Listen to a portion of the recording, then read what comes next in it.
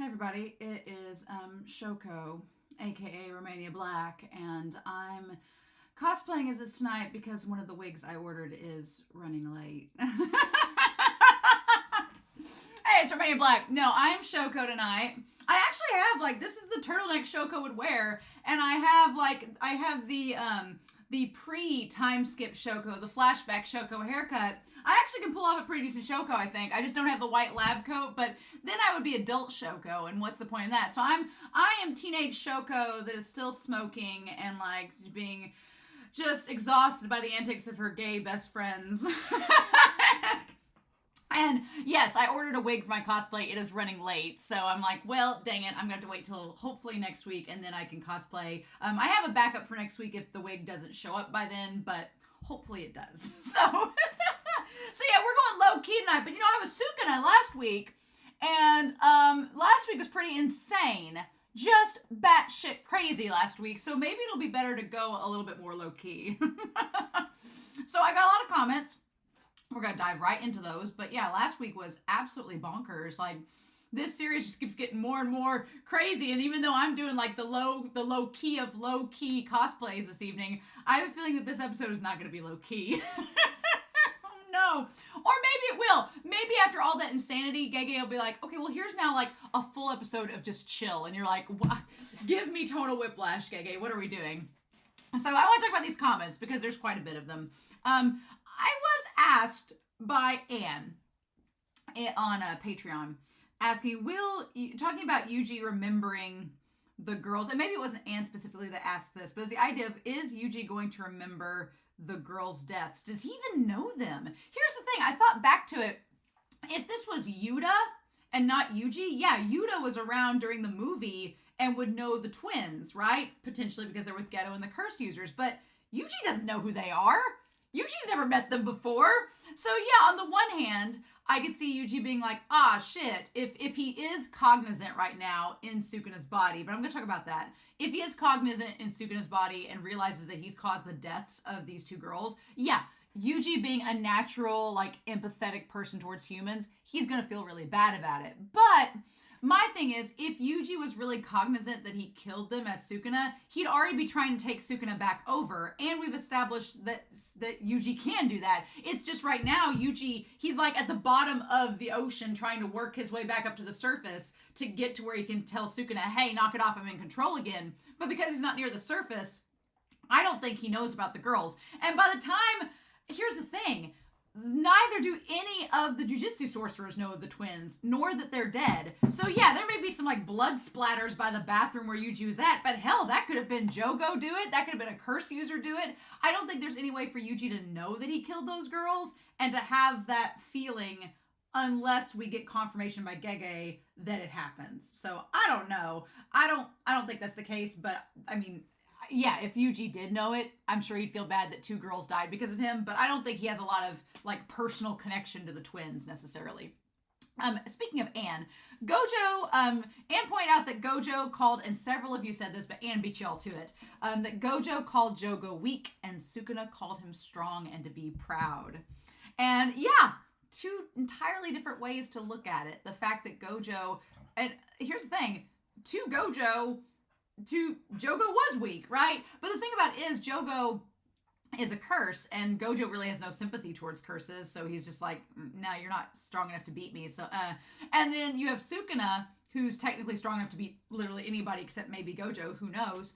And he's like, wow, you should be proud, you're strong. So it is interesting to see how those two use that dynamic and how they both play kind of mind games with it. Although, here's the thing.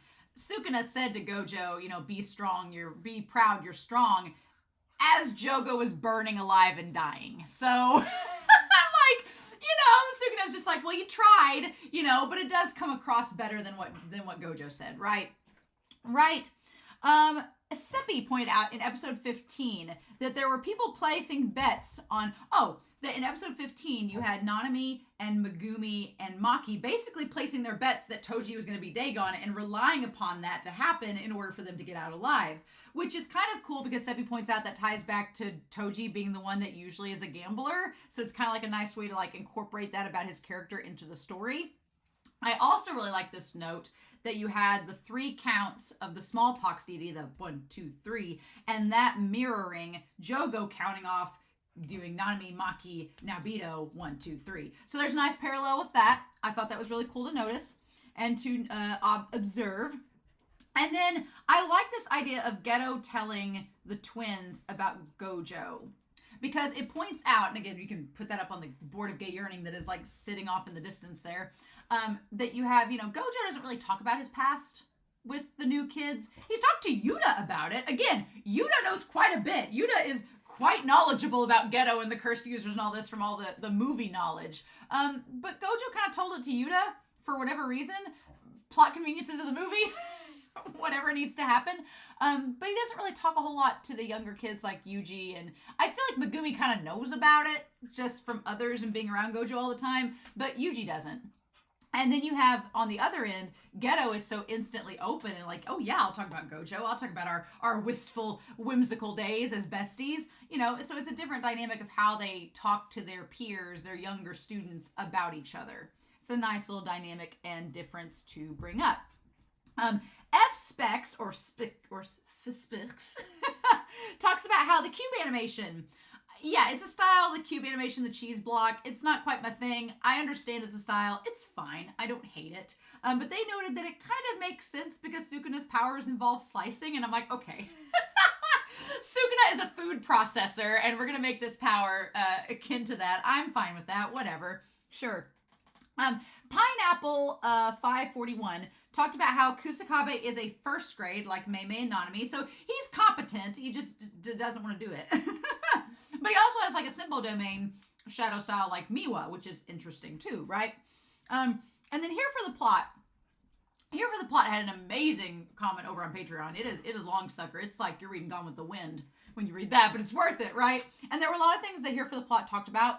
I liked the conversation about curses. We often forget that curses are literally born from negativity.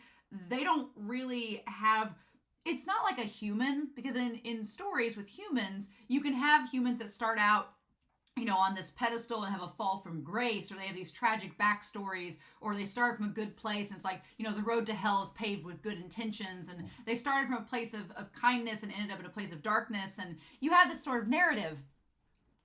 Curses don't have that. They literally start out as beings created from negativity and evil. So they don't really have a redemption arc, or they don't really have an origin story surrounded in darkness. So I thought that was really interesting. It's not like Geto, who we watched fall from grace, right? It's not like that at all, at least not with the curses. So I thought that was interesting.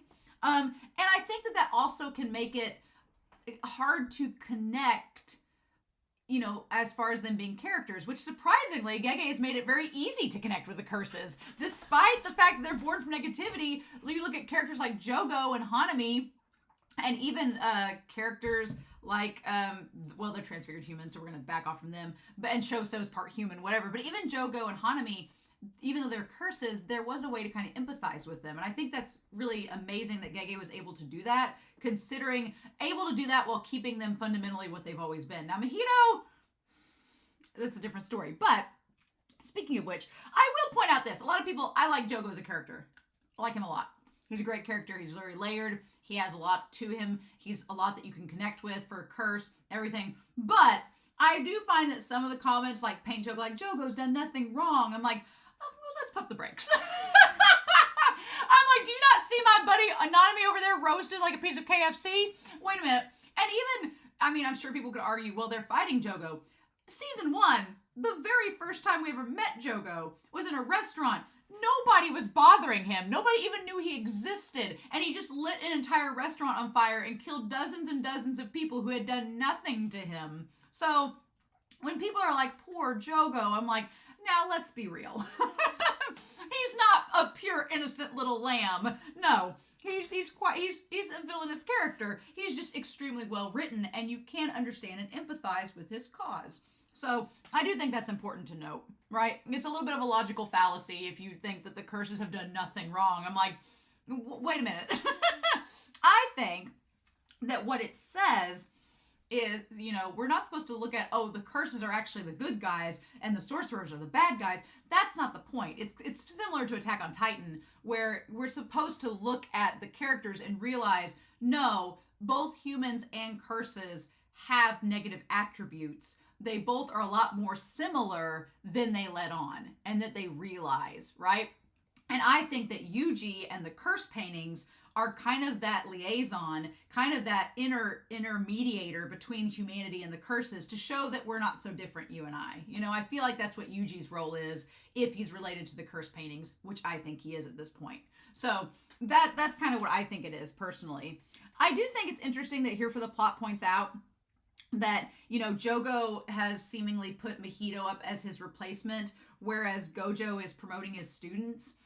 What's interesting about that is Gojo promotes his students because he thinks that they could become strong like him. Jogo seems to already understand that Mahito is maybe going to be as strong or stronger than him eventually. But it's interesting because Jogo and Mahito don't really mesh. Their personalities, their overall mission doesn't quite gel. And it's interesting because Jogo, you know, Mahito is a curse born from humans. So you would think Jogo would be like kind of against him because he's like, oh, you're all the attributes of humanity that make them technically inferior to us. But yet he's still promoting Mahito as the next in line because I guess that's the best viable option, right? I mean, Chozo is an outsider. They're not even full human and they're not full curse. So who do we promote then, right? I think that's interesting. Gojo's existence has attracted stronger curses. And they brought up this question, will making the sorcerers stronger mean that the curses will be stronger? Well, yes, although back in Mekamaru's episode, they talked about that there were all these strong curses around when it was a time of peace.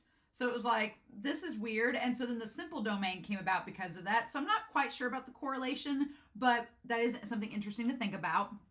And then I want to say that it's interesting that, you know, while the curses mourn each other, so do the sorcerers. Because there's been some people comment being like, well, the curses, they're so empathetic and they mourn each other's deaths. And I'm like, did y'all not see Nanami chuck a chair when Haibara died? Was I the only one that saw that? I think that, again, the point is both the curses and humanity have the capacity to mourn their comrades. They have the capacity to have a sense of justice. They have the capacity for violence and for negativity, and they're really a lot more similar than they want to let on, which is sort of like basically saying, is the options we've been presented with so far, we either kill all the non-sorcerers, we either kill all the curses, or we either do X, Y, or Z, are those really the only options on the table? And I'm wondering if through Yuuji and Choso and the curse paintings, there comes like an option D. Like, what do we do with this? Do we have to do the options on the table, or is there another way? And I think that Gege might suggest that there's something else that could be on the table, and we just don't know it yet. There's a card that's not been shown yet, and it's the heart of the cards. Yu-Gi-Oh! Let's do this. So yeah, I thank you Here for the Plot. That was a really, really thought-provoking comment, and I appreciated it. Anime Annie talks about that LaRue, which is the blonde. Didn't know his name, but I think it's from the movie. LaRue is the one with the heart nipples. However you want to go with it. They're actually voiced by Aizen's VA. I feel bad because I grew up with the English dub of Bleach, so I'm used to Kyle Hebert being the voice of Aizen. I'm not as familiar with the Japanese voice cast for Bleach, which I feel bad, but I grew up with the English dub, so that's the cast that I know better. And I liked the idea that Anime Annie pointed out that there was a similar feeling of we are family. When LaRue said we are family amongst all the curse users, it called back and connected to Choso, to Esso, and to Ketchizu. And I thought that was very interesting to note. And the idea of them teaming up. And then you have both Choso and the curse paintings being like, look, we don't like Brain-kun, but they're our best option for survival, so let's go with them. And here you have the curse users doing the exact same thing, saying, we don't like Brain-kun, he killed our leader technically and is posing at him as him, but we got to go with him because he's the best way to get what we want accomplished, right? And then I liked the idea that Anime Annie pointed out that the language that Sukuna said for opening the true zone, as you would, the language that he used could be an ancient language. It could be similar to Hanami, where it's like a curse language and we just aren't meant to know what it is. Thought that was interesting. And then a time frame is that the veil was lowered around 7 p.m. on Shibuya at the start of this particular arc. and Gojo went in at 2014, right? Or 7:14 p.m. And all of the things happening up until now are happening at 23:07. So basically everything that's been happening in the episodes so far has happened within the span of 3 hours. That's terrifying. You know what else is terrifying that I realized just now because I'm not good at math and just looked at the numbers and went, we have about 53 minutes, less than an hour in this series until the clock hits midnight. Does that seem like it should matter? A lot of times in stories when the clock hits midnight, it's something significant. Could that happen in a future episode? Who knows? But I looked at those numbers and went, we'll see, right? We'll see. And then finally, my last comment, and I realize I have talked forever, but bear with me. My last comment is that Gin talks about how curses never die. They just get reborn in a new form, but they have the same core, which is why Jogo was like, we'll meet each other again. We just, we'll look different, but our cores will be the same. And that got me thinking, and it's going to go on the board of gay yearning, but that's why Gojo didn't want, because Geto's like, well, why didn't you just curse me, And I know we talked about in the movie, like, well, why couldn't Geto be brought back as a curse like Rika is for Yuta? And that's because Gojo didn't want Geto to come back as a curse. Because here's the sad, twisted thing. Gojo loved Geto and would bring him back as a curse. But then Geto would be basically an immortal curse that would, until somebody exorcised him, essentially, would just keep on reforming over and over and over again, infinitely. This is the sad thing that's like the angst of the Board of Gay Yearning. Who loves Gojo enough to bring him back as a curse to be with Geto? Nobody. So, because of that, Gojo's not going to bring Geto back as a curse. He wants Geto to die so that one day Gojo will die and they can be together. And I was like, oh my god, wait, no! So thanks, Gin. That comment about curses made me like have a whole like Board of Gay Yearning like breakdown moment. And I was like, well, yes, so there we go. I hate the idea of smoking. So this is a Pocky stick. It also was National Pocky Day the other day, so I was like, you know what? It seems fitting that I just have Pocky sticks in lieu of cigarettes because smoking is harmful for you, and Shoko shouldn't be doing it. She should get back on her habit of quitting and just ditch them, get these instead. So yeah, I feel like I've talked enough. I don't know what this episode is going to give us. I feel like I'm just skirting around it because I'm terrified. Because last episode was so ridiculous, but we're not going to waste any more time, y'all. We're going to dive right in and just see what we get. So, we're going to start. Ooh, that's tangy. We're going to start episode 17, correct? Of Jujutsu Kaisen, season 2. And we're going to do that here in 3, 2, 1... and let's go.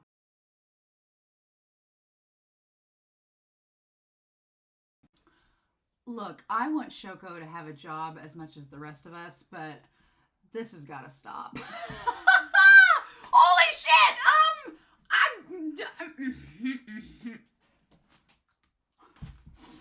I have an unhealthy addiction to Pocky sticks, which are infinitely more healthier than cigarettes. But I felt like if I did have an addiction to cigarettes, I'd probably smoke one after this episode. But I am much more conscientious about my health than that. So, holy shit. Well, what I like about this episode that is heartbreaking as all get out, as tragic as can be, and why they didn't do the damn OP this episode. What an episode not have an OP, right? They did play it at the most inopportune time. Okay, we're going to talk about the choices made in this episode because there were some very unintentionally funny moments. We're going to talk about it all. But I was here for the ride. I was enjoying it. I'm enjoying it very much. However, I do like, on a narrative and directing decision level, I do like the idea that we book in the episode with Yuuji and the aftermath of Sukuna, right? Because you have Yuuji, whose grandpa's like, well, you're a strong kid, so help others.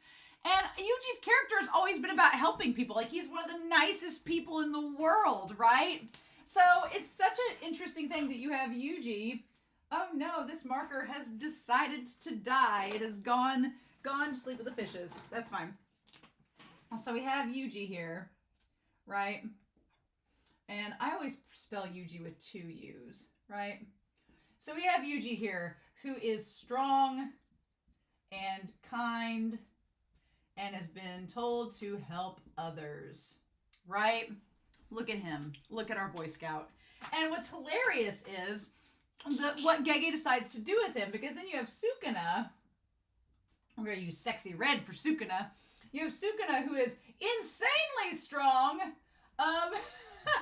villainous, and chaotic, right? And is not going to help a damn soul unless he damn well pleases. But the really fun thing that Gege does with Yuji's character in this is that as a main character, it's kind of set up where Yuji is not really, you know, he's got this like safety feature, which is Sukuna, right? So what I love about it is that on the one hand, it's like Yuji has like a trump card, right? And what I love that Gege does is that normally that like final move, that trump card, normally it's something that would damage Yuji, would damage the protagonist themselves or whatever, but it was something that could be like activated and it would protect them from harm. That's kind of what Sukuna is, but it's like the most double-edged trump card possible, because on the one hand, yes, Sukuna is not going to let Yuji die. So Yuji's like, okay, well, you would think he'd be like, well, if anything happens, I can just use this secret Sukuna, this secret super strong superhero inside of me to save the day. That's not happening. No. What happens is if Yuji activates Sukuna and lets Sukuna take over, Sukuna could kill everyone. It's like you are constantly having a struggle between your main protagonist, who wants to protect people and wants to do good, and you have that contrasted with the fact that inside he has a secret coat of armor that could also destroy humanity. So it's like, oh no! And what I'm afraid of, this is cemented things, right? This is cemented things, because what's going to happen now is that the higher ups, it's over. Shibuya? A crater. Shibuya's a crater. So the higher ups are going to be like, we have to kill Itadori now. We cannot wait for Sukuna to be fully resurrected. Nope. Itadori's got to go. Yuji's going to have to be eliminated, because if we wait until Sukuna gets that final finger or fingers or however many more he needs, then what we just witnessed of Sukuna just laughing his ass off as he's destroying an entire city, the higher ups are going to be like, nope, we can't let that happen. Otherwise, it's going to be really, really bad news. So they're going to be like, we need to find a way to get rid of Yuji. And that's the rub, right? And I feel like, you know, the president, I just saw the president Shoko, they were just sitting there like, just chilling out, being like, did you hear something? I don't know, did you hear something? The city's blown to bits. And they're like, did you notice anything? Nah, man, you? I'm sure they did. But it's just funny, they were just in the same position. And then Sukuna's like, boop, there's Megumi. We'll talk about that. But yeah, regardless of, the thing about it is the president was like, was it Sukuna or was it Yuji? Well, it was Sukuna that dropped Megumi off, because Sukuna is smart enough to know that, oh, hey, this human woman that, I guess Shoko's lucky too, because Sukuna was like, oh, I can't kill her. She's got to heal my new boyfriend. So here you go. Yoink. And then Megumi made to Shoko, despite all odds. God. But yeah, so the thing about it is, what I was saying is, regardless of if the president saw Yuji or Sukuna, at this point, it doesn't matter. At this point, what matters is that you have the higher-ups in Jujutsu Society are going to be like, Itadori's got to go. We can't have him anymore. If Sukuna's allowed to live, we are in danger. And I'm going to be curious if anybody is going to argue for the sake of Yuji. If anybody's going to argue for Yuji. I'm going to say right now, Toto would be like, my best friendo. We can't kill him, no. I'm going to say that Toto would defend Yuji. My only thing is, I wonder, because you know the higher-ups, including the old man, are probably going to argue that Yuji should be killed. I'm wondering if someone is going to counter that. Maybe it's Mei Mei. because Mei-Mei's been around Yuuji a lot this season, so maybe it's Mei-Mei, maybe it's Megumi, whoever. If Nanami gets past this Harvey Dent moment and makes it out, I don't know. We'll talk about Yanami at the end of this. I'm like, what a damn tease. How dare they? They might as well have not shown me that. Just leave that for the next episode. How dare they? But what I want to say is they could counter that Yuuji is honestly the perfect vessel for Sukuna. Because Yuuji is the perfect personality and morality to combat Sukuna, right? Is the perfect to house Sukuna. Because if you think about it, anybody else that had Sukuna inside of them, this maniac, this demon king that's capable of world annihilation, anybody else that has an inkling of greed or power hungriness would look at Sukuna and be like, give me all the fingers, let's go, let's destroy and control the world. I'm ready to sit on my throne of bones. But Yuji's not like that. So I could see that maybe the principal or Mei-Mei or whoever, I could see them arguing and saying, look, yes, this is bad that Sukuna is this strong and what he's capable of, but what do we do? Do we kill Itadori? Is that really going to kill Sukuna? Or do we use Itadori as a full-fledged prison for Sukuna? Do we use him for a prison and use him to keep Sukuna at bay? Because by now it looks like Yuuji might have gotten used to the fingers. Maybe he's just coming around, gotten used to it. So it's a possibility that Yuuji would be able to contain Sukuna unless he gets that final finger and then Sukuna would take control. So maybe the higher-ups are like, let's kill him, and these people are like, no. If we kill him or try to and we fail, something bad could happen and Sukuna could come back. Let's use Yuuji as like just a vessel to house him and keep him stalled until we figure out what exactly to do for sure. I can see that maybe happening. What sucks about that is it completely takes the choice away from Yuuji. And Yuji's just like, what do you mean I have to sit here and be housed with him? What are you talking about? Because what's interesting is this idea that you have Yuuji deciding at the end of this that, and we'll talk about it, about moving forward. I was like, did we just become Attack on Titan? About him moving forward. Because technically, he ate the first finger. Way back in season 1, in episode 1, he ate the first finger to fight with Megumi, to fight alongside him. He started this story, and now Yuji's decided to finish it. He's like, I started this story, I started this all off. He's like, I have to continue to move forward. And we'll talk about what exactly he says word for word and tie that in the end. But I don't know. Because, yeah, it's like, is Yuuji going to be... It's going to be very interesting to see from here on in, with the aftermath of this carnage, to see exactly how Yuuji responds to it, what his words are going to mean when they're put into action. It's going to be interesting to see that. It's going to be interesting to see how the higher-ups treat this. It's going to be interesting to see how the other Jujutsu sorcerers react to it, especially those that have been around Yuuji, like Nanami, like Mei-Mei. Gojo's stuck in the Rubik's Cube, so he's kind of out of commission. I'm sure Gojo would defend Yuuji, but what do we do at this point? And so, yeah, it's going to be interesting to see how that all goes down. But what a way to just bookend it and start your episode off with that. What I was hoping for was that they were going to go into detail about Yuji's parents. I was like, oh, are we going to have an episode where the grandpa gives us details? No. Again, Gege is dangling that carrot in front of us, being like, I'm not telling you yet. Hope you're happy. And I'm like, no, I'm not. But I don't have a choice. And I do love that transition, though. The transition of Yuuji to Sukuna and just being, like, surrounded by the lava. Thunderclap Part 2. So, yeah, it's like, 2 minutes later. God, poor Megumi, though. Can we talk about this? Can we talk about poor Megumi? He has, like, just been put through the ringer. And Megumi just gets the snot beat out of him in this series, right? I feel like, this episode had a lot of Attack on Titan vibes. Somehow, with Yuuji as well as Megumi.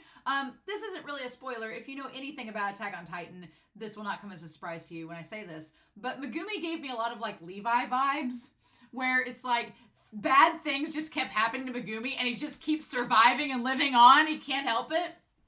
But it's like, yeah. And then there is an interesting comparison with Eren and Yuuji, and I'll make it at the very end of the episode, and I will put spoilers on that one. But I mean, if you know even the littlest thing about Attack on Titan, you know that the character Levi is really strong. And so he's kind of like Megumi in that regard, right? But yeah, oh my god. So yeah, in my 10 Shadows technique, he talks about this. Only 2 demon dogs are granted to the user at first. Oh my god. So basically, let's get up here and talk about the 10 Shadows. Let's get up here, talk about ourselves some 10 Shadows, right? So you get the 2 dogs first. Okay, that is, first of all, adorable. People have been sharing fan art in the Discord of Megumi with little baby puppies, and now it all makes sense that those were his first ones, right? Which makes sense. They were the very first dogs. They were the very first Shikigami we were introduced in the series, so it'd be assuming they're the closest to Megumi. Also, man's best friend. The dogs come first, right? And then, what is the idea here? He talks about, as his trail of blood is dripping, the other Shikigami aren't granted to the user until they finish subjugating them. So, until they finish subjugating. Which, if you are not sure what subjugating means, it brings under your control, basically. So, the other Shikigami, the other 8 Shikigami come as you get control. So it's just like one after the other. Because we know there's an elephant. We know there is a frog. We know there is a rabbit.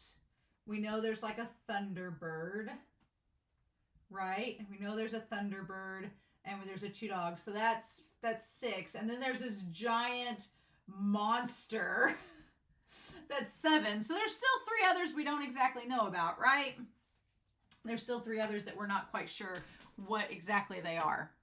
Or I don't remember them exactly. We haven't seen all of them yet. They have to continue controlling them one after the other to increase the ones that are available until they're finally able to command all 10. So it's kind of like Pokemon, where you can't quite, you got to get like so many gym badges to get to the next step. You can't go to this gym until you get this gym badge. You can't go to this gym until you get this gym badge. So basically, Megumi is collecting all 10 of his gym badges so he can go face the Elite Four. So that's kind of the idea of how controlling the Shikigami work. And you just get them over time. Also, the idea that the Shibuya 100 like sign there is in the ED, and Yuuji's just looking at it being like all sunny and bright-eyed and bushy-tailed, and everything's just leveled by this episode is not lost to me. So yeah, poor Megumi though. He's trying so hard just to get away. And this blonde bastard, oh my god. The only thing I regret is that Nanami didn't get to kill him. It's the only thing, but it's probably better that Nanami did not see what he did to Megumi. Probably best, right? But he gone. He did. Shigemo did. He just lived long enough for his technique to be explained, and then he died. Which we'll talk about that. There's some interesting things about his technique that I do want to kind of discuss. But yeah, I didn't come here to see Shigemo booty in this one shot, but there it is. He's like, you're like that woman from earlier, which is Nobara that he's talking about, right? Even though you're young. I'm like, is he suggesting that Nobara was old? She would not approve of such things. And he's like, you give me no openings to get close. Even with all that bleeding, I won't have to do anything. But it's like, man, you left a big old trail of blood. Sukuna's gonna notice. And I'm sorry, but when you look back in the frame, and Megumi's just like passed out on the ground, he just plop. Like, just did that. It's so sad, but it's kind of funny. I'm like, damn it, no. He's like, the thing is, the subjugation can be done with multiple people. You can control it with multiple people, though conducting the subjugation with multiple people voids it afterwards. Ah, okay. So basically, this was going to be like a one-time summoning, right? Megumi had decided that... Megumi, you were doing real good about avoiding that death wish. You were going to go to Shoko, remember? But then he decided, I'm like, Megumi, I get that you don't want this blonde guy to go after your friends, and he's a douche lord, but he ain't worth dying for. He is not worth sacrificing yourself to stop this blonde shit. You just lead him away to the others. It's fine. But I guess at this point, Megumi's like, I'm going to die anyway, so I might as well take him with me so he can't hurt anybody else. I guess. So the idea was he can summon and control with the help of another. But if that happens, so basically if you can't do it by yourself, that it voids it afterwards. If you summon a Shikigami along with someone else, it will not be able to be used again in the future. It just voids it after the fact. And again, he's telling, again, what Gege does that's very smart here is you think that it's just Megumi spouting exposition like Naobito did back a few episodes ago, but it's to make the ritual happen and to make it stronger. It's like Gege's like, yes, I know it's exposition, but I promise you it has a point. And it has an actual benefit in this series. Also, these Zenins spouting off their exposition, I tell you what, right? Even though he's a Fushiguro. And so then he says that the ritual becomes pointless to the sorcerers themselves. And the blonde's like, what? Even if it's pointless, there are ways to use it. Though, what's so fascinating is we find out about Shigemo, the blonde, we find out that their technique, they don't even realize that they're storing up the extra lives. It's unknown to them. Kind of like they don't realize that they're getting caught up in summoning the Shikigami alongside Megumi. That's so fascinating to me, right? And so the blonde's like, what is happening? And then he's like, oh, well, who's that? They're being really flashy. And then we realize that it's Jogo. It's back when Jogo and Sukuna were battling. And then he says to continue, while the Shikigami can't be used without first controlling it, the user can summon them as many times as necessary for the purpose of controlling them. And then, oh my god, I do really love the effect of like the lights all going out except for the lights inside of the buildings and that black and white contrast. That worked really good. I liked that a lot. That was really, really nice. And so he's like, in all of sorcerer history, there's never been anyone who managed to control this one. So yeah, I like that we got in the OP, this was Megumi's now, and we saw the ring above his hands. That foreshadowing all ties in now. So Megumi is worried that no one managed to control this one.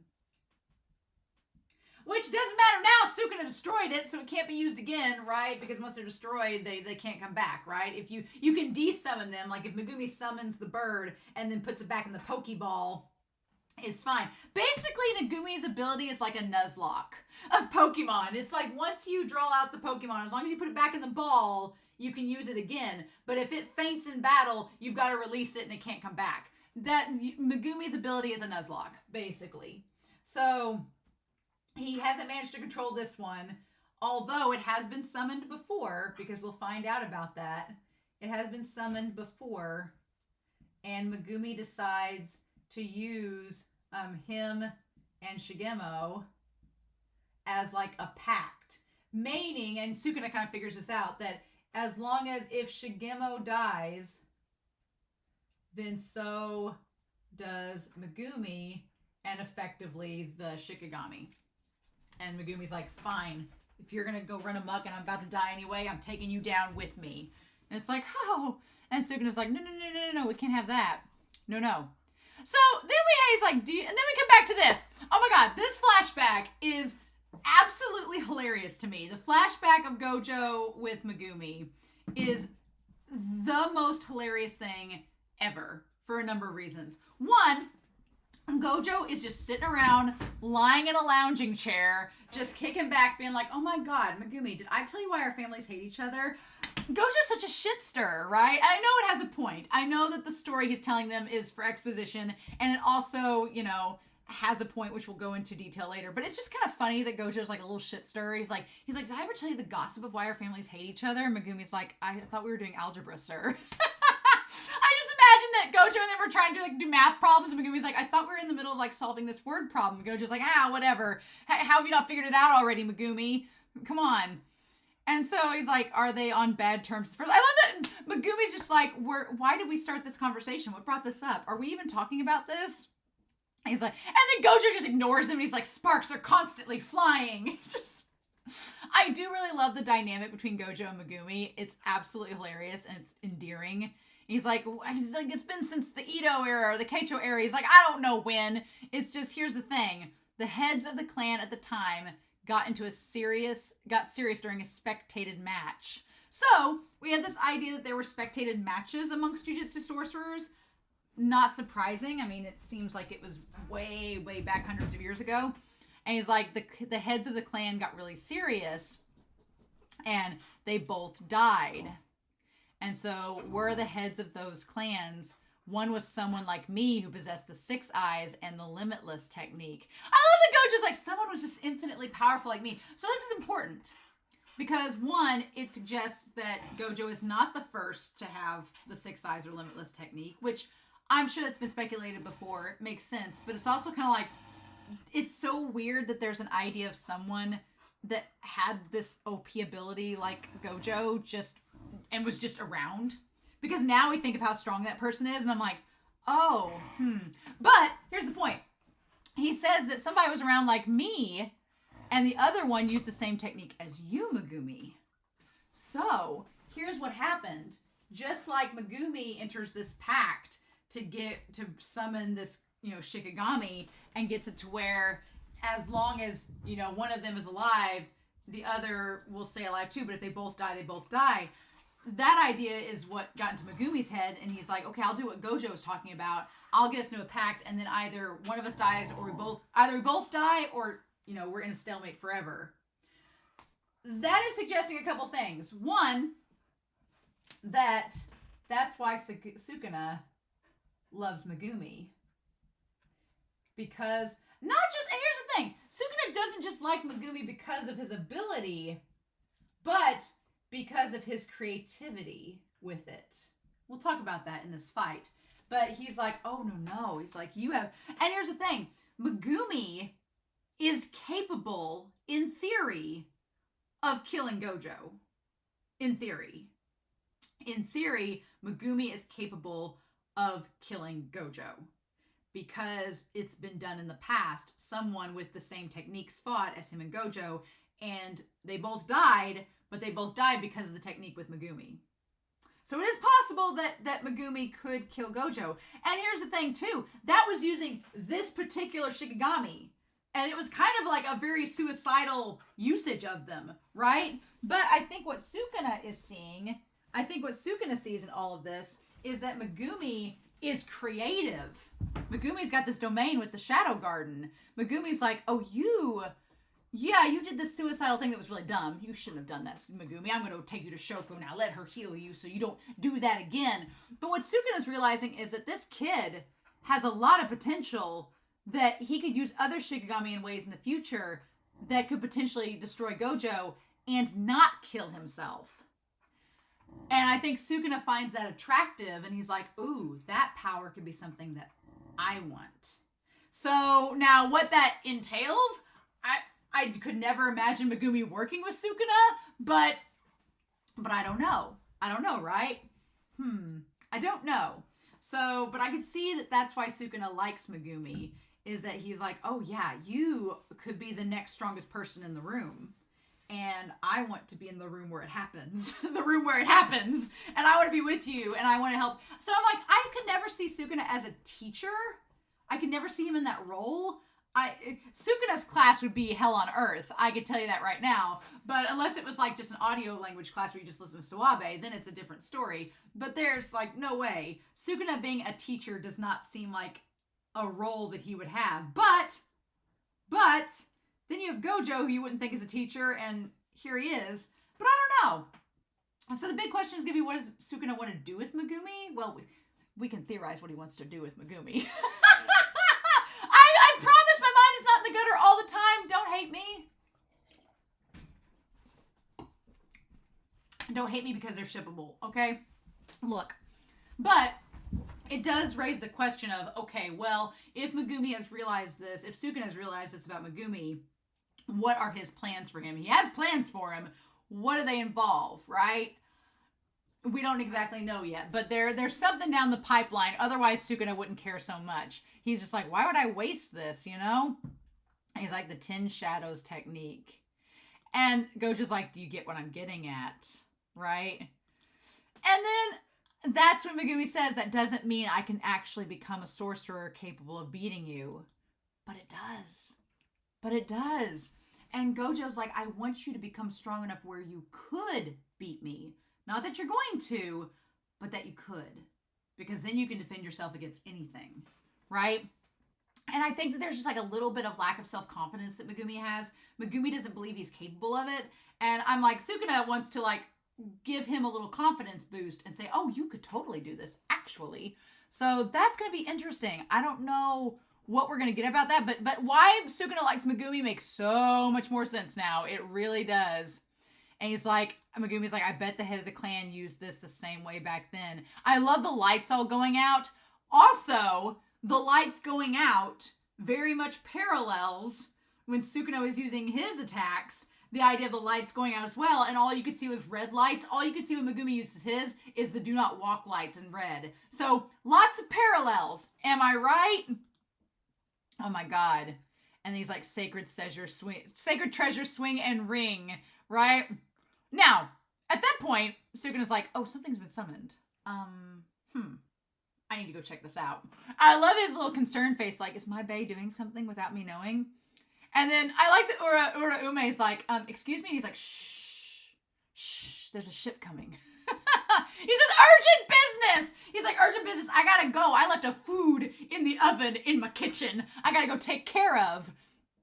And then I like that Uraume is like, I feel like Uraume is used to being left on red. I'm just saying. I feel like Uraume's like, I see you for the first time after thousands of years, and you're already off to go find another man. See how it is. I see how it is. But yeah, and that's when he's like, it won't be much longer before I'm free. And he's like, okay. So he's like, don't slack on our preparations. So the question is, what the fudge are they preparing, right? My big question is where Brain-kun fits into all of this, because what we seem to have is the idea that Sukuna and Uraume have had some preparations in the works, right? Sukuna's like, look, I got a wedding planned. I gotta go get the groom, get the cake ready. Let's go. But they have some kind of preparations planned. How long they've had these planned? Before he was sealed, did they have all these things lined up, and then suddenly he was imprisoned, and then he was like, oh, man, I was imprisoned in these multiple fingers, like you do. Sorry, I've been gone for thousands of years, but we're still on, right? we're still on, right? For the pancake breakfast, let's go. So what these preparations are, we have no clue.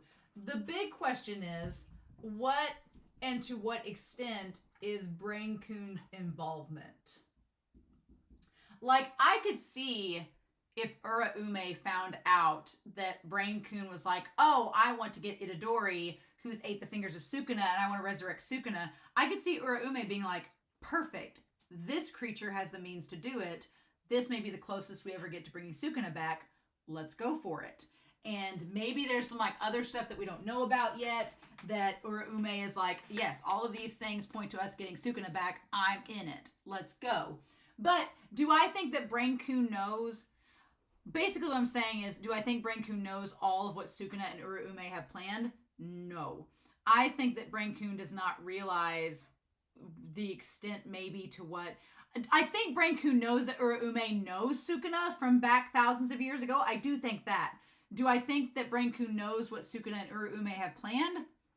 I don't know. It's either he has no clue or he's integral to the entire thing. But we don't know, right? We don't know to the extent that that goes. So I guess we'll just have to find out, right? But yeah, Uraume's like, slack! I've been the one doing work for thousands of years. Thank you very much, sir. But okay. And they're like, as you wish. I'll be awaiting your return. Again, we talk about Attack on Titan. The voice actor or voice actress for Uraume plays a fangirl, essentially, in that series. So is Uraume Is Ame the unrequited love of Sukuna that's just never gonna get it? Possibly. Gege finds the weirdest ways to inject romance into the series. I'm here for it, but... So, anyway, like I said, there's an addiction to these Pocky sticks. So we have all of these, like, these lights and shapes and everything as Megumi is activating and summoning the Shikigami.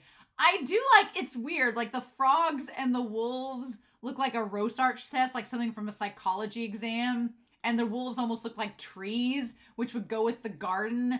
But then there's like this chrysalis, this like little locust cicada shell that like bursts open. It's super creepy. And then, okay, from this moment on, and for the majority of the rest of the episode, which is primarily, we're only 4 minutes in. So basically about 18 minutes of this remaining episode. I'm going to address the elephant or the cicada curse in the room and kind of talk with you about it before we get into this. I try to go into these episodes as blind as possible because I want to experience it with the same amount of surprise and wonderment and joy that you all do. And the past few days over in the Discord, I had to eventually tell people in the Discord, I'm like, I would like you to spoiler tag this because I don't want to know. But people were talking about basically the animation quality supposedly is going to dip in these episodes and dip in this season and the problems with it, etc., etc. I have my own tinfoil hat conspiracy theory about it, which I will probably talk to you all as we go through this. But, well, first of all, I don't think it's the animators' fault. The animators are just trying to do their damn job. They have a lot to do on their plate and not a lot of time to do it. So if the animation quality is not up to par with what you expect or want from Jujutsu Kaisen, that is a valid complaint. Right? A valid complaint. And I think that it should not only resonate, you know, in public, but it should resonate to the people that have the authority to change such things, like the administrative staff and of the production crew. I don't think the animators are to blame. They're just trying to get a damn paycheck in an industry that isn't exactly lucrative. So, I don't blame the animators. Second of all, I don't mind the animation in this episode. Yes, just like in the last episode, there are some shots that I'm sure when you pause it, it's going to look ridiculous. But there's a lot of movement and energy and some insane, like, here's my thing. What I treat it as like experimental. Like, it's experimental art. I think of Ralph Bakshi, who did a lot of artwork for like Cool World, and he did like 1970s Lord of the Rings. I feel like it has that kind of inspired look to it where it's just like, it's experimental, it's raw, it's gritty, the line work is jagged and it's kind of ugly at times, but this fight is kind of ugly, so it fits. Like, I actually was all on board with the animation this episode. There were parts where it got really weird and kind of like, and just disturbed and warped that I was like, what is happening? And I wanted to like pause it and take frames. I was for a time an art minor, so for me, artwork is completely subjective, right? And I've seen some of the most gorgeous artwork in the world feel lifeless, right? And I don't think that's the case with this. Now, if you are going to say that it doesn't look finished and that it's not your cup of tea, valid. 100% valid. But here's what I would say. I don't want to know about it in the comments. Because I walked into this episode being like, oh, well, it's going to have a dip in quality. And that instantly not only makes me feel influenced, but it makes me feel let down before I even get to the episode. Because once I saw it, I was like, oh yeah, that shot's kind of wonky. That shot's funny because there's a certain moment I was like with Sukuna on the block flying through the air. Hilarious. Unintentionally hilarious. But it wasn't as bad as people let it out, but I felt like kind of dampened going in. So just spoiler tag it in the comments, in the Discord. Don't talk about it in the comments. I don't want to know. But here's the thing. This is my tinfoil hat theory. And this has been happening, particularly with MAPPA, in a lot of their shows. It's not just been with MAPPA. It's also happened with Bones. But it happened with Bones during Skate the Infinity. It's happened with MAPPA on like nearly every Attack on Titan production. But what I think is happening is they want you to buy the physical media. You're not going to buy the physical media if it looks amazing on streaming. But if they chuck out a Blu-ray that's like the enhanced and updated versions, you're going to buy that because you want to see the good version. So it's a marketing ploy. Now, I could be wrong. Could be my tinfoil hat theory, but I think that the whole thing of it is they're going to chuck out something fast And then they're going to be like, oh man, it doesn't look that good. And they're going to be like, well, just wait till you get the Blu-ray, pay $70 for it, and you'll get the better quality. And you're going to, and then it'll be better quality. And you're like, well, why didn't you do that from the start? And they're going to be like, because you paid $70 to see it upgraded. That's my tinfoil hat theory. I could be wrong. But I've seen it happen like with every news, ever since Mappa took over Attack on Titan, has happened. And I know a lot of people will be like, well, but their time constraints, they had to get out. No, they didn't. If they knew they were going to go back and correct it and make it better, no. Here's an example of why I think my tinfoil hat theory has some credence. Look at the Sonic the Hedgehog movie. When that trailer came out, and that stupid hedgehog had human teeth, and people were like up in arms about to like go burn their tennis shoes and throw like onion rings at Sega and Sony. You know what they did? Before it came out, they took extra time and corrected it. You know, they didn't release it in theaters and then in the Blu-ray update it. No, they went back before it came out and realized, oh shit, people aren't going to buy the product, and they changed it and made it work. Here, they're like, oh no, they're going to watch it on streaming because there's all the hype. But then we're going to go back and correct it for the Blu-ray. I'm like, why didn't you just take the 6 months and correct it before you released it? Because my tinfoil hat, they want your money. So, you know, for me, it doesn't matter, right? My thing has always been, as long as there's a good story and good characters, I can let animation stuff slide. And here, it's practically borderline experimental. So I'm like, all right, let's see what happens. But, and honestly, it's mainly for like the action scenes and stuff. I thought the fluidity and movement was really good. So I'm not the type of person that watches for the action. I mean, it's a feast for the eyes. It's beautiful. I'm here for the character development. So the action stuff that comes along with it, I'm like, that's cool. I could have watched an entire episode of Gojo and Megumi just sitting there talking about the history of the Megumi, of the Zenin and Gojo clans. I could have sat here for 30 minutes and listened to Gojo just talk about their family history and a fictional family tree and been just as satisfied as watching Sukuna slice Shigemo in half. So, you know, that's where I'm coming from as a viewer. I'm a little bit niche in that regard, but whatever. So yeah, I do admit that from here on in, from 4 minutes in, it gets a bit wonky, but I kind of like it. I kind of like it. I'm like, yes, please. So yeah, the 8 grip sword, 8's my lucky number. The Divergent Scylla Divine General Makora. And it just goes, nah. I just said it goes, nah. With its little mummy face. So yes, Makora. Oh my god. We have Makora is the monster. I just like those. I had a lot of fun with this episode, if you couldn't tell. But yeah, that's my tinfoil hat theory about Mappa. They're taking our money in different ways. Who knew? And then, so yeah, and it just breaks free. I do kind of like just how small and inconsequential Shigemo looks. And then yes, you have Megumi doing his sweet ass pose as it like breaks free from the chrysalis. Looks really badass. And he's like, see you later. Yeah. Sorry, Ichidori. Oh, that's what that was. Because at first I was like, why are you saying sorry to Yuuji? But their promise, Megumi was like, I told you that I wouldn't die and we'd see each other again, but that's not going to happen. And I'm like, joke's on you. Your boyfriend is not going to let you die. Both of them. And he's like, you damn bastard. I'll be dying first. Give it your best. And again, these two boys, what is so frustrating is that both Yuuji and Megumi are so self-sacrificial, right? Where they're both like, oh, wait. And the thing of it is, Megumi was going to kill himself to fight this piece of shit? Like, really? Like, Yuuji was ready to die against Choso, which makes sense. Choso's a legit threat. This guy's wearing a black onesie. What? He wasn't going to be the end boss of all this. And you were going to kill him using... It's like Megumi showed up and saw, like... He showed up and saw a mosquito and was like, that's it. Got to burn the house down. Megumi's like, there was no saving it. And it's kind of crazy how the curse spirit...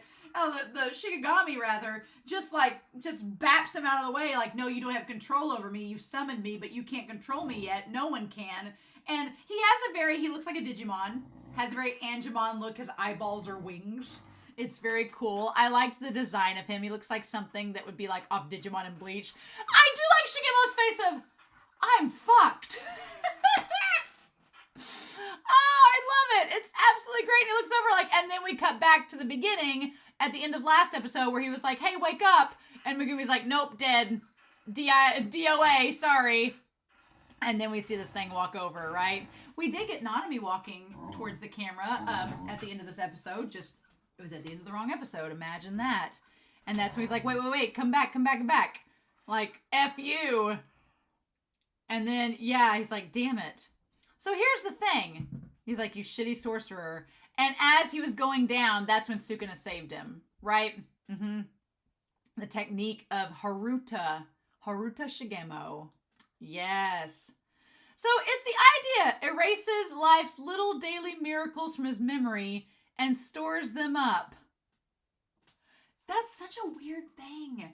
Because it's the idea that he had all these little daily, like, all the times where he was, you know, could have died or little miracles. So he's basically this lucky individual whose luck was stored in the form of, like, extra lives. And then if something happens to him, he just uses those miracles, like, to they manifest as markings under his eyes. And when he's faced with a threat, a miracle is released. So basically, it does infer that eventually he can recollect life's little miracles all over again. That's so messed up. That's so messed up because Gege is saying, like, oh, look at this lucky guy. He's had all these wonderful little miracles happen to him. We're going to manifest him here so if his life's threatened, he can just have an extra cat life. Gege, what are you smoking? What is this? So, yeah. And then he gets buried, but he's unaware of this fact himself. And that's the crazy thing. It's kind of like Yuuji being unaware that Sukuna will take over. It's kind of like one of those pacts that he's just not aware of. And so, yeah. And then he looks up and there's, oh my God. I love that Sukuna it just grabs him and Sukuna's like, oh, what? He's like, my bae. He's like, what is this? Suspended animation. And the way he looks at Megumi, I'm sorry, this animation team is they're either shipping Yuuji and Megumi, Sukuna and Megumi, or all of the above together hardcore, because the moments where Sukuna is near Megumi, he's animated so damn well, and I'm like, what? Like his expressions? And he's like, I see. He's like, saving this piece of trash was the right move. I like that Sukuna was very cautious in that moment. It shows the fact that he's chaotic in that he doesn't really give a shit if people die, but on the other end of it, he also was smart enough to know, okay, I don't want him to die immediately because this thing's after him, so he must be useful in some, or he's involved in the mechanism of the Shikigami somehow. He's like, it probably sucked this thing into the subjugation ritual along with him. And it has like a little alien tail saying once its trash dies too, the ritual will be complete. And then Megumi Fushiguro's death will be established as well. He's like, don't die on me. There are things I need you to do for me. So that's going to be interesting. Like, what do you need Megumi to do for you? Because you obviously know that Megumi is... What's interesting is he knows Megumi is strong enough to eventually best Gojo. But my thing is, I'm wondering, because Jogo's gone now, Hanami is gone now, does Sukuna believe that Megumi is strong enough to get rid of Mahito? Because if that's the case, then that could be interesting, because it sounds to me like I don't think Sukuna cares about anybody but himself. Obviously, he's the king of curses, which includes he doesn't care about Mahito, and he really doesn't like Mahito. He didn't like Mahito back last season because Mahito was testing him, and he was like, excuse me, I'm in the room. So I feel like he knows Megumi is strong enough. If he's strong enough to face Gojo, then he may be strong enough to get rid of Mahito. And if that's the case, then Megumi needs to stay alive to do that. And he knows that probably Megumi, through being with Yuuji, knows that that is a likely scenario that Megumi will have to face Mahito and fight him later. So he's like, no, you just stay alive. I'm going to use you to help do my dirty work for me. Love ya. Going to make sure you stay alive till the end because we could be total besties. But I'm going to need you to maybe get rid of Mahito for me. So he like even heals Megumi a little bit. I'm like, really? And he's like, hold on, Daddy's gonna go take care of business. Sorry. I'm so giddy this episode. I really enjoyed this episode a lot. And they just tell Shigema to shut up. Like, Shigema hasn't even said anything. And he's like, silence. Like, oh my God. He's like, in order for him to survive, I'm going to have to defeat the Shigami as an outsider. Which sounds very hard to do because you're basically interfering with a ritual you have no part of. And you should not even be able to interfere to begin with. So, that's so fascinating to me.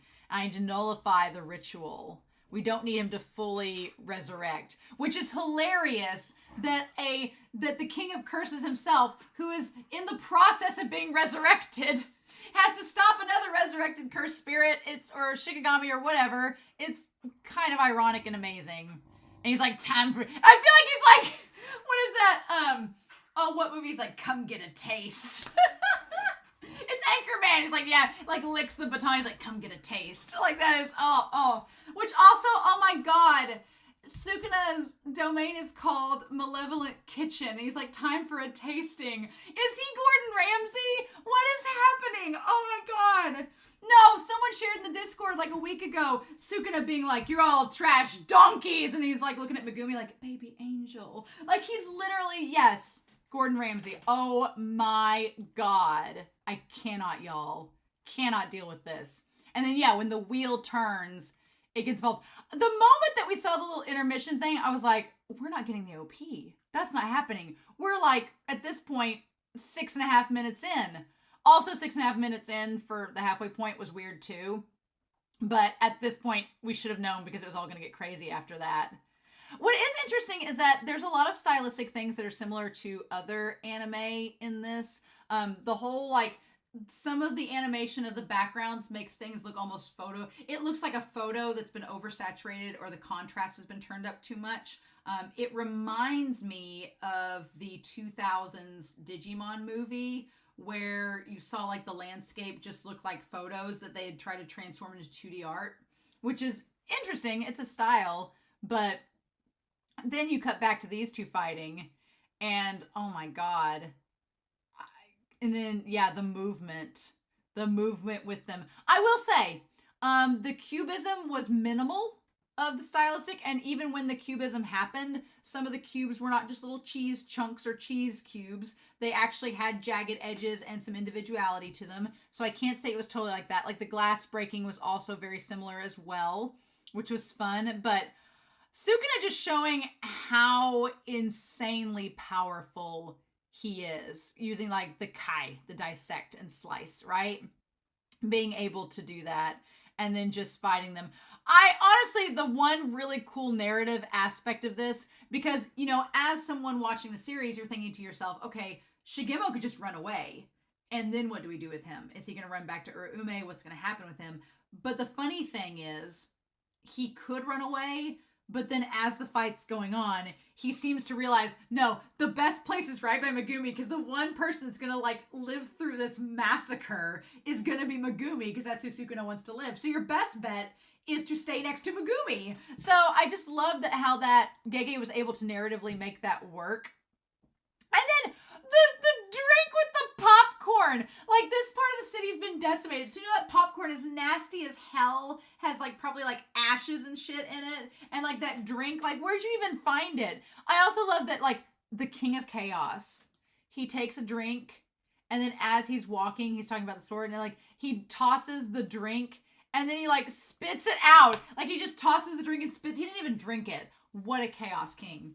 And he says, the Sword of Exorcism, specialized in combating curses. So not only is the Shikigami a thing, but it has a weapon with it that can exorcise combative curses. And he's like, well, it's a good thing that, he's like, it's packed with the same positive energy generated by a reverse curse technique. That's insane. And he's like, well, if I wasn't in the body of this svelte young teenage boy, I would have surely been killed. Just absolute insanity, y'all. And then you just sit there eating popcorn being like, and to show how nonchalant and, like, not concerned about this battle he is, he's just like, oh my God, that tastes awful. Like, the meta, y'all, the fourth wall breaking, using popcorn as weapons. What are we doing? And then, Yes, getting tossed through the wall. I love that as he gets tossed, he's like, oh, you want to go? Oh my god. And Suabe. Can we talk about Suabe? Ah, the voice. The voice. The sensuality. If Yuuji is coming back for the rest of this season, we're on episode 17, so we have 18, 19, 20, 21, 22, 23. We have 6 episodes left. If Yuji's coming back for the rest of the season, good? Because I think last episode and this episode proved that Sukuna can do so much damage in the span of 20 minutes that we really don't need Sukuna any more than this episode. He mission accomplished. He saved his boo, was able to get him back to Shoko, and now Yuji's back. So I don't think we're getting Sukuna anymore. Sad days if you like hearing Suabe, like me, but after this episode, I'm kind of glad because I don't think Romania Black could deal with any more collateral damage as we've seen from this. But yeah, he's just sitting here doing backflips, gymnastics, be damned. This thing is swimming towards him through the floor. What? And then just T-poses to try to give little, what's his name? Oh, Makora wants a hug. Just trying to get him. Just destroying Shibuya from inside out. I do love like the kicking and energy that's in this. It's really, really well done. And then yeah, you see like, he just like fillets and just slices up Makora over and over and over again.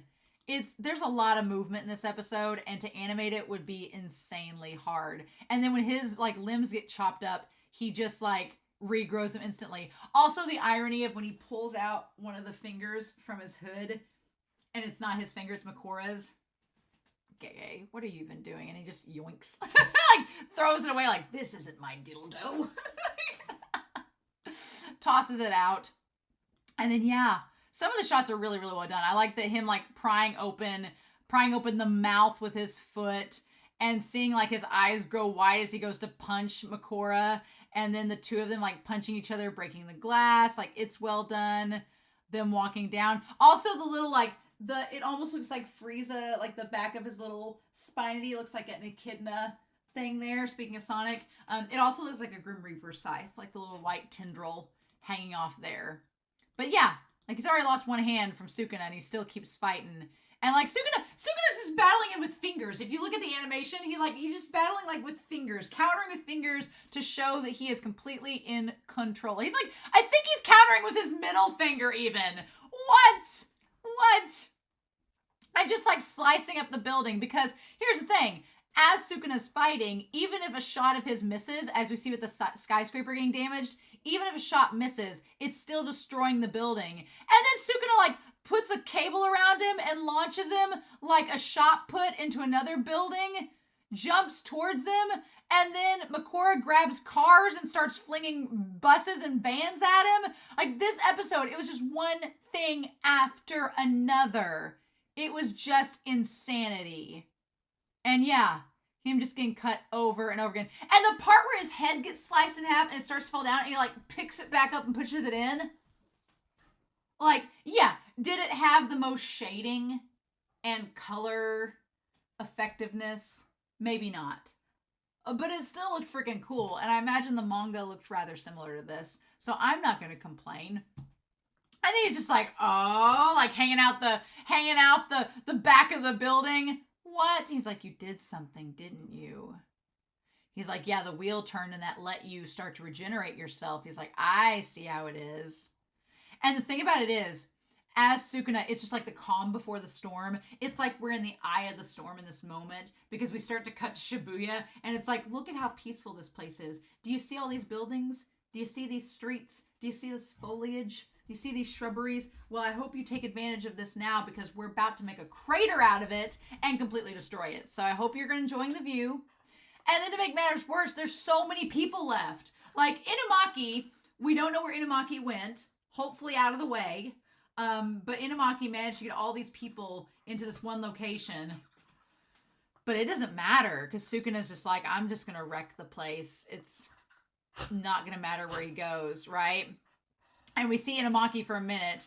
And then we see Shigemo think about leaving and it doesn't work because he has nowhere to really go. Every place is this battleground. And then, yeah, meanwhile, these two start fighting again. Going through buildings. There is a moment where Sukuna slid through the wall and there's all these people hanging around. And it reminded me of Ferris Bueller's Day Off, if you've seen that movie, where near the climax of the movie, Ferris Bueller has to like race home, and he's running through houses and running through people's yards, and then he like stops in the yard, and these two girls are like in bathing suits, like sunbathing. He stops and he goes, hey, I'm Ferris Bueller. Nice to meet you. Nice to meet you. And then he keeps running. Like, he takes time out of this crucial moment to go hit on some girls, and then he leaves. I was waiting for Sukuna to do this and just to stop and be like, hey, what's up? And then, but no, of course not. But it was still really funny. And like, what the hell? And the thing about it is, Sukuna just laughs his ass off as all these people are getting murdered. Like, Sukuna does not care. He's been around for thousands of years, fought hundreds of cursed users, spirits, humans, doesn't care. And he's like, well, that felt odd. He's sitting there, he's basically just trying to figure out how Makora ticks so he can figure out how to stop him. And oh my God, just notice that there's a little mouth on his neck that as Makora is going to try to slice his head off, he just, the little mouth on his neck goes, no, and chomps on down there. Okay, look, I am fully convinced now. I was making Heaven Official's Blessing comparisons before. Now it's official. Sukuna is basically Hua Chong if he was truly evil. And the little mouth is similar to another part of his body that if you've watched Heaven Official's Blessing, if you know, right? But yeah, so Makora, what I love about this is somehow Gege takes this idea of very OP characters and finds ways to realistically make them work, right? Because you had Toji, who was, nigh OP. We found a way to take him out that was realistic. Gojo, nigh OP. Found a way to realistically take him out. The funny thing is, Gojo and Toji were taken out by love. Essentially, it was an act of love, their love for another person, that caused them to either get captured and imprisoned in a little Rubik's Cube or to die. Toji's love for his son allowed him to kill himself, and in the seance, Gojo's love for Geto caused him to stop and get imprisoned in the box. Here, it's literally, I guess it's an act of love too. It's literally Sukuna's like twisted toxic love for Megumi that is making him want to fight this Shikigami and destroy him. And then he sees the wheel turn. He's like, again, like he's figuring it out. Oh my, yeah, the little tiny box of him flying. I'm going to take a photo of that real quick because when I go back to edit, it probably will not be perfect like it is right now. God, I love it so much. Want to frame it. A masterpiece of art. But yes. So Makora and them, I like the idea of this episode and the last episode were called Thunderclap because it's like when the lightning strikes, no matter what damage it does, there's that clap of thunder afterwards and then it goes still. That's how this was. We had the lightning bolt and the thunderclap, and when Yuuji wakes up and it regains control of his body, it all stills. And it's like you see the aftermath. It's like, oh, so good. So good. But yeah, the animation, like the movement throughout this was absolutely incredible. I really, really liked it. And just the idea of the crane falling amidst the stuff floating in the air. It's very experimental. I'm not opposed to it. I mean, I like the close-up of Sukuna's face throughout all of it. It's great. And Sukuna just looks bored at this point. He's like, well, whatever. I figured out your game. Figured out what you're doing. And him jumping from building to building. As like, just turning like buses into metal ribbons. And just like destroying cars and flinging them forward towards people. And just creating all this carnage as they go back and forth. I do like the idea of when Sukuna goes through the bus, like a tunnel. It was mirroring Mojito going through it as well. That was really well done. I liked that a lot too. I thought that was a really good visual. Nicely accomplished. And then, yeah, just the thing swinging the subways into the buildings of Shibuya, and then the lights flickering on and off and everything. But yeah, it's absolute destruction. And as everyone is just like dying here, you have Sukuna laughing his ass off, being like, you can see it.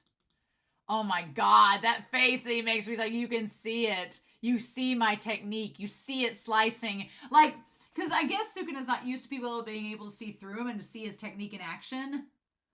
And it's almost like he's telling Megumi, like, Megumi, you can see what I can do. Oh my God, like he's getting off on this. He's getting off on somebody being as equal to him in power. The fudge. And then yeah, and at this point when he's doing like the jujutsu like hand signals, there is a moment where the animation line art gets like a little Ed and Eddie, but in somehow the best way. It's just so weird and experimental. I don't know. I know a lot of people are not gonna like this, but there's something about it that's captivating to me, and I don't mind it. I almost am more entranced by it. And I'm like, how did this happen? I'm so curious. But yeah, it's wild. And then yeah, all the line art. Yeah, just there's some weird funky stuff. Like things just like get really bizarre and there's like stuff that's headless and I'm kind of into it. I don't know how else to describe it. I want to say, I want to appreciate it because there were animators that sat down and drew this. And all these shots that require so many frame per frame, like tiny little adjustments to make these actions seem fluid. Like somebody took their time to draw that, And I don't want to diss that. So I want to find the beauty in it and just look at how bonkers and batshit it is, right? And then yeah, even him like throwing the hand aside or whatever. And then just like everything just getting trippy and weird and blurry, and there's lots of rainbows with Makora at this point. The white hand coming out of the shadows felt very Soul Eater too. Like at times there was some definite Soul Eater vibes from this battle. But yeah, he like gets rainbow as he's regenerating. Gege, what you saying? What you saying? And then yeah, everything's starting to crumble from the tower at Shibuya. And then yeah, Makora grabbing a damn skyscraper, launching it at the thing that gets me is Sukuna sitting on top of the stoplight as he is represented in the like sign above him in the advertising sign, like pointing at the building and then crushing as again the red light is on. So again, signal green light, yellow light, red light. The red light is on as Sukuna is destroying all the crumbly bits. And they didn't all look like cheese cubes. They did have some different textures and shapes, which was fun. Just bonkers. Batshit crazy. But yeah, the city is like just destroyed. And Sukuna with his weird... Now there is a part where Sukuna has like his arms stretched out that he kind of looks like a character from Foster's Home for Imaginary Friends. He looks like the big tall orange Muppet that has the really long arms. He looks like that. Again, I can poke fun at it, but I appreciate it. And then there's just a plane! A plane from out of the sky! A plane flying out of the sky! The poor people! Because that's the thing, like, at the time there was a veil and all of this protecting Shibuya from being noticed by people that are non-sorcerers. But all the destruction in Sukuna's domain and everything, people outside of Shibuya are like, what the fudge? Like, it just, at this point, it's starting to involve the outside world. And it's mind-boggling. I'm like, Gege, what are we doing? And yeah, this plane, like, flies down. And Makora, like, as it blows up, you see Makora still using bits and pieces of it to toss. And just like the animation of it, like of him rolling and spinning to toss at Sukuna. The fudge, you all. And then landing into the water. Like, what is happening? As things like pin him down, the tower and everything. It's insanity. And then there's like an electrical wire shocking him, electrocuting him. Just absolutely insane. Right? And then Makora grows gills and explodes, and Iwatobi Swim Club can no longer meet. They're not going to the national championships in Shibuya. It's just not going to happen this year, right? But damn, this episode was just an onslaught of insanity from one thing to the next. And the idea that, like, this part felt like Ralph Bakshi. And, like, when Sukuna puts his hand, like, inside Makora and it starts to, like, get all this, like, seizure warning lights and shapes and stuff all getting messed up. Like, it felt like something out of Ralph Bakshi. I'm not kidding. I felt like I was being transported to Cool World. I don't know how else to describe it, but okay. It's insane. I imagine that the manga's just this rough and ready, too. So I'm so fascinated. But yeah, and they kind of like take the buildings and do like the oversaturation contrast as they're like just enveloped in reds and blacks. It's surreal and bizarre, but it's kind of like for what's happening, it fits, you know? He's like, I knew it. You're similar to Yamato no Orochi. Yamada no Orochi. Okay. So I feel like I should know who that is, but if it's a spoiler, I don't want to know. Yamada no Orochi. What does Sukuna say about that? He says you're similar to that. He says you follow my slices and attack with cursed energy. Both started happening after the Great Wheel revolved. The incantation of sacred treasures and the Great Wheel represent cycles of perfect cycles and harmony. Oh, so which suggests that this Shikigami's ability, oh my god, he's just smiling as it's all coming together, as he's just become Sherlock Holmes and figured this shit out. That, like, oh, is to adapt to anything and everything. It's the ultimate late throw rock, paper, scissors. It's like you already know what the enemy's going to do before they do it because of the ability. And yeah, just the idea of it smiling, like the two of them smiling at each other like this is like the best matchup ever is so crazy. And he's like, you might have defeated me in the state I was back then. So essentially, we get a little bit into this idea that whoever this Yamada no Orochi was back in the day, they were able to sense Sukuna's movements and defeat him in the past. But he's like, I am not the same as I was back then. Crazy talk. And then the way he like puts his hands together, and then we see Megumi doing the same with his. And we see him like meld into Makora, which is so intriguing. Was that Megumi melting into him, or was it someone else? I feel like it was supposed to be Megumi. Yes, it was. Interesting. Now, is Yamada maybe an ancestor of Megumi's? But they said Zenin clan, so I don't know. And then yeah, I will say the little Makora where he's like grabbing Sukuna, the little open mouth. It's kind of cutesy, but I'm here for it. And then as he's like going to grab him, now you fascinated me, Megumi Fushiguro. Because he's like, you orchestrated this curse. You got him all these weapons. You've creatively put them together. Oh, we could make beautiful music together, you and I. I've got to keep you alive to see what we can do. Uh-huh. And then yes, domain expansion. Malevolent Kitchen. Like Hell's Kitchen has opened, dear friends. It's open for business. Yes, currently taking no takeouts, dine-in only. So basically talk about it's unlike other domains in that it does not cut out a separate space with a barrier. Essentially, no, it just envelops everything. There's no distinction. It doesn't carve out a space, a separate space with a barrier. It's like no.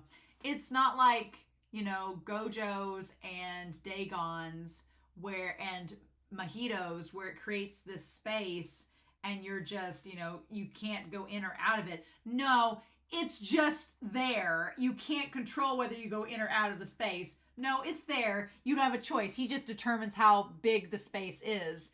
And he decides to make it short enough where it doesn't get Megumi. Imagine. It's manifesting an innate domain without sealing it in a barrier. So it's like is trying to paint a picture in the air without a canvas. There's just no limit to it. That's insanity, right? It is a divine feat. Imagine Sukuna being able to do that. By adding a pack to allow its victims to a path of escape, it increases the range of its guaranteed hit effect to a maximum of 200-meter radius. So essentially it has an escape path that as long as you follow the escape route, you'll get out alive. But if you don't, you're going to die. Is interesting to me. Though, out of consideration for its effect on Megumi, who is like near death and would not be able to escape, he's just restrained the effect to 140 meters. How nice of him. He's like, oh man, my future boyfriend can't escape, so I'm just going to make it a little bit shorter. It's fine. Oh my god. And then, yeah. And then he just wipes it out. Like it was nothing. I do think that they cut out the lights so that we wouldn't see the people get killed to the extent that we do. And they're like, oh, we don't have to worry too much, though. We'll be right as rain soon. We're not jinxing everything. The guy with the megaphone, Inumaki, he should be fine. Like, Sukuna's slices are compromised of 2 types, and we see the people caught up in it. Yeah. Fillet attacks with cursed energy in the range of his guaranteed hit effect. The fillet attacks and dissect attacks for those without cursed energy. So, okay. Basically, you have the dissect and the fillet. I'm wondering if both of those hit the twins, if one of them had cursed energy and one of them did not, because they didn't exactly die the same. So, did one of the twins have cursed energy and the other one didn't? I don't remember. I don't remember from the movie. But yeah, he's like, both rain down endlessly upon everything until the kitchen disappears. Lovely. And then, yeah, so we see Makora trying to resurrect amidst it all, right? And as he's trying to resurrect, it just keeps destroying him one after the other, and he keeps trying to counter it with his resurrection, his regeneration. Oh my god, I love that shot of Sukuna, though, inside of it. The only way to defeat him is to bury it with the first use of the attack before it can adapt. Oh my god, I really like that shot of Sukuna, like, inside. It's great. Oh my gosh. The fact of the matter is that because he has Yuji's body, it makes him look so much younger, and it's kind of insane. Just a wee bit. Fillet would have fulfilled those conditions, but that wouldn't necessarily hold true if it had adapted to the slices in general, so he had to use dissect. So yeah, it's like he had to go with one over the other. And then he decides to use like the technique that he used against Gojo to just melt everything like you do. Oh my god, it's crazy. And then Makora was close to regenerating, but no. The arrow seems to be like his final move. Like he makes everything so hot like it was with Jogo. And then he uses Fuga, which is to open whatever gate it is to hell, and uses the big old arrow there against him, which is just insane. And now it makes sense that what he was using against Jogo, I thought that it was Jogo's technique that was creating all the fire and brimstone, but not necessarily. The whole Fuga in the opening, Sukuna was doing that himself too, so it's just the fact that Jogo was a fire user made you think that it was all Jogo, but that's not the case. He literally has Hell's Kitchen. Oh my god. And then the gate opens and he just completely obliterates everything in Shibuya along with Makora. Oh my god. The thing that's crazy is we do like a little double take, because at first we go to Yuuji looking straight forward and being like, what just happened? And then we backtrack to see the end result with Sukuna and Megumi and all them. Because we see Yuuji looking straight forward there, and then we see the wheel like melt essentially and be like, blurp, no more. And so then we see Sukuna walk towards Shigemo. So we show Yuuji and then we cut back. Because I was like, at first I thought it was a really, really obvious animation error. And I was like, you just showed him without the tattoos. But that face was clearly Itadori's. And then, yeah, Shigemo looking at Sukuna. He's like, what are you looking at? Be gone. Now, I wonder to hear what they said here, because Shigemo is like, oh, well, I just got out. Lucky me. Excuse me then. And he's like, I'm real lucky. I really am lucky. And then as he's running, I survived. Oh. And then he just, falls and sliced in half.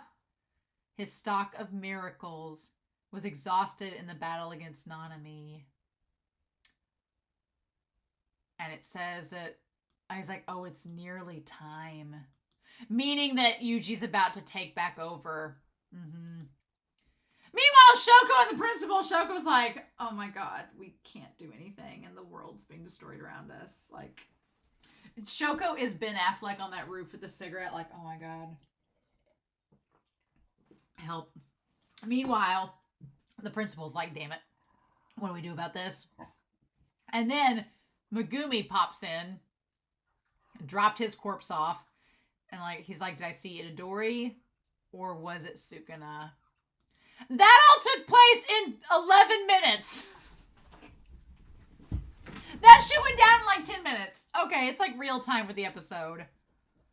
And then Sukuna pops back over as it disappears. And he goes, be sure to savor this. Oh. Like, look at all the destruction that I've done. Savor everything that I've just destroyed. But Yuuji isn't gonna savor it. That's not how he rolls. No. And so then he sees this crater and sees the flayed in half Shigemo. So basically Sukuna killed him as soon as he started walking away and said, be gone. That's when he killed him. Like, you killed my boo. Or he tried to. And so then the idea of Yuuji grabbing his face and just being like, what have I done? And then we see, yes. So we do see, like, all the memories come back. And Yuuji does see the two girls get completely destroyed. He does see that. Does see all the stuff happening. Sees the kids. Sees Shigemo walking towards. Sees all of that. And it cuts to him on the ground. And regardless if he knew who the twins were or not, it's still the fact that he saw all those murders. Yep. And then starts, like, scraping his hands across the ground. I will say, somebody had commented, I think it might have been Kaylin V, that commented there, like, what's Yuuji gonna do if he sees all these people dying? That kind of feels like a spoiler now. So mods, if you see anything like that could be insinuating something that's going to be experienced later in the episode, maybe tell me not to read that comment, because now I'm kind of like, well, I think this would have had much more of an impact on me emotionally in the episode if I hadn't had someone just comment, how do you think Yuji's going to feel when he gets back and sees all this stuff happen? Which is kind of insinuating it's going to happen. So I'm kind of like, well, you kind of spoiled that it was going to be coming. And I guess you could argue that, well, duh, it was going to. But saying it the episode before it happens, I mean, come on. You know? And then him scraping his hands across the asphalt. And he says, only me. He's like, only me. And him, like, grinding his head into the ground. He's like, I was the only one that was supposed to die. Right now. Because, yeah, it's just like Yuuji, he's so kind-hearted that the idea that just all he wanted to do is die during that battle with Choso and let them go on. But the thing of it is, because he lived, because he didn't die in that moment, Sukuna was resurrected and caused all of this destruction. The problem is, to play devil's advocate, could all of this destruction have been caused by Brain-kun and Mahito later? Yeah. To the extent, though, could have been caused by Jogo? Yeah. I think that's the worst part about it, is that Jogo would have burned every human alive.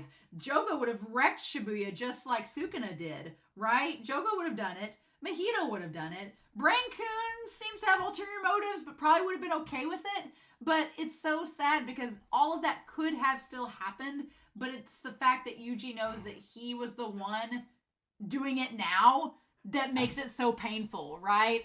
It sucks for him. I'm like, damn it, man. And then just him seeing the crater of Shibuya that's been completely like this eye of the storm is just completely wrecked.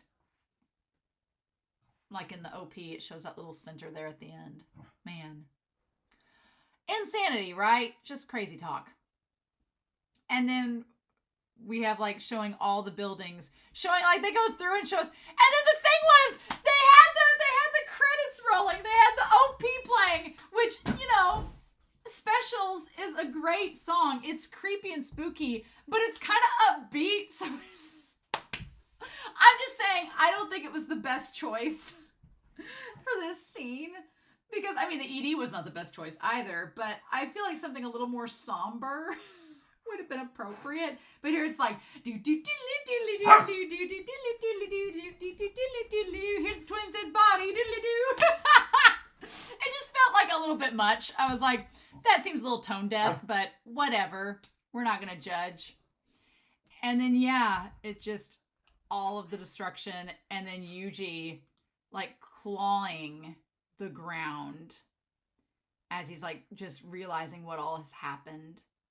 And his hands, he's like, I have to go. As his hands are, like, just bloody stumps, his fingers and everything. I have to fight.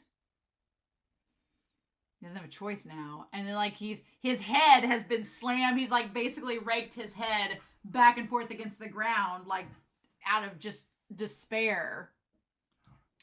He's like, yeah. And his eyes are just so black. Otherwise, I'll just be a murderer. As my dogs freak out. Fun times. So, yes. Yuji's like, I have to move forward and I have to fight. I have to fight, or if I give up, I'm just a murderer. He's like, I have to fight and atone. Or what can I do, right? So what I find interesting is, and I'm going to do like brief, as long as I'm waving my hand in the air, brief, in case if I forget to put it in the video, Attack on Titan spoilers in editing. As long as I'm waving my hand like this, skip over this in the video because it means I'm talking about Attack on Titan, specifically about season 4 overall. So basically, what I'm trying to say is at this point that Yuuji reminds me a little bit like Eren in that at this point forward, he knows that he's done. Well, essentially what's happening is he's done some really horrible things. Kind of like Eren in Attack on Titan. He's done some really horrible things and people have died from it. There is a big difference though, and the big difference is that Eren, to simplify things as best as I can, Eren is kind of responsible in some ways for his own actions. We're not going to get into the thing about Attack on Titan. We're not going to get in there. My point is that Eren doesn't have a demon inside of him that's an alternate personality in its own consciousness. It's Eren inside of Eren. There, case in point. That's what I mean by it. So it's a different circumstance, but at the end of the day, both Eren and Yuuji are now essentially murderers. And it's like, well, what are you going to do about that? And Eren definitely makes some decisions based on that. But in Yuji's case, it's like, end of Attack on Titan spoilers. In Yuji's case, he's like, I have to now try to atone and at least help stop any chances of villains that would benefit Sukuna or help alongside of them from continuing this further, or things are just going to get worse and I don't want to be a part of that. He's like, I want to make sure that we nip this in the bud as soon as we can. I have to move forward. I have to keep going. He's like, if I just stop now and just wallow in this despair, then I am just a murderer and I'm not helping to make the problem any better. So he's like, I've got to do what I can to try to rectify the situation and have some kind of salvage from this. So it's going to be interesting moving forward to see what the hell Yuuji does. Like, what are we going to do with this?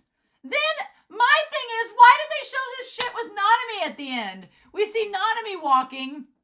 He looks like Harvey Dent, where half his body is burnt. He's like, his bleeding looks like it was cauterized by the burn. But he's like walking with half his body charred. And what are we doing?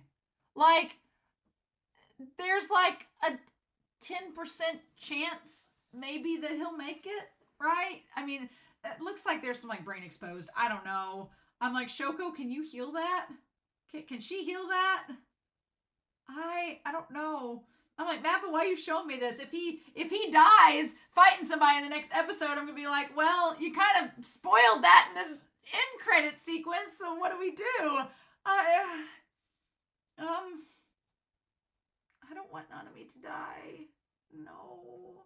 We didn't see Maki and we didn't see Naobito, and that makes me really worried because if we didn't see Maki and Naobito either, I don't think Maki was going to die, right? I didn't think Maki was going to die. And Naobito, if he died, well, I kind of assumed he would. So what this tells me is that, one, Naobito is probably dead or alive. Maki is probably alive. And if Nanami is going to, like, face somebody in this state, what do we do with that? And I'm not getting good vibes at all. You all wouldn't, Gege, you wouldn't do this to me, right? You're not gonna do this to me, right? You all better not spoil me, but you're not gonna do this to me, right? Right? So yeah, this episode, tons of fun. Just barrels of fun. And I'm being serious. I really enjoyed this episode a lot. It was a great episode to analyze. How long have I talked for? Like I've talked for an hour and a half about this. It's like one of the longest talked about episodes so far. It was just really good. So yeah. Please, no spoilers, hints, or clues. I don't know about the manga. Don't want to know about stuff that's going to get explained to me in 2 episodes or happen in 2 episodes. Please don't do that. Why would you do that? Why would you think that I would want to read that if I'm going to watch it in a week? So, mods, please be diligent. I appreciate all that you do. Y'all have my love. So do all of you that comment without spoiling me. You all have my love, especially because you make my mods' life easier and you make my life better getting to read your comments and interact with you. And like, I talked for 17 minutes in the opening about comments because they were so good. I was like, I want more of that. But y'all, you know my guidelines. You know how I roll, right? So, I do like that Yuuji is wanting to fight. And despite everything shitty that has happened to him so far, he doesn't want to give up. And I appreciate that. But I'm like, oh my dude. What are we going to do? What are we going to do? What if Yuuji sees Nanami and thinks that he had a part in it? Oh my god. I don't know. Again, Sukuna's peaced out. He's been like, saved my bae. I'm out. We don't know what's going to happen with him. So there's that. But I'm so curious to know next week. In the meantime, I hope you all have a wonderful week. Please stay safe. Take care. And yeah, I'll be back next week with the next episode of Jujutsu Kaisen.